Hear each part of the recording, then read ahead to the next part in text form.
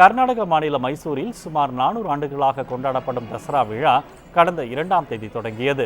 கடைசி நாளான இன்று 750 கிலோ எடை கொண்ட தங்க அம்பாரியை அர்ஜுனா யானை சுமந்து வரும் நிகழ்ச்சி உலக புகழ் பெற்றதாகும்.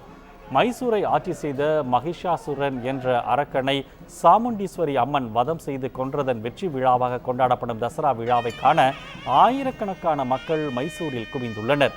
கடைசி நாள் விழாவில் பங்கேற்பதற்காக மைசூர் அரண்மனையில் இருந்து புறப்பட்ட மன்னர் யதுவீருக்கு உற்சாக வரவேற்பு அளிக்கப்பட்டது.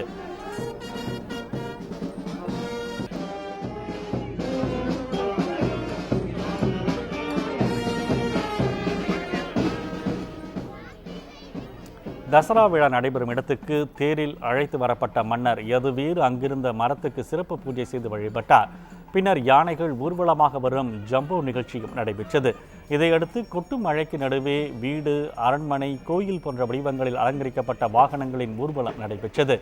இதனிடையே மயிலாட்டம் மற்றும் பொய்க்கால் நடன கலைஞர்களும் ஆடிப்பாடி பொதுமக்களுக்கு உற்சாகமூட்டினர்.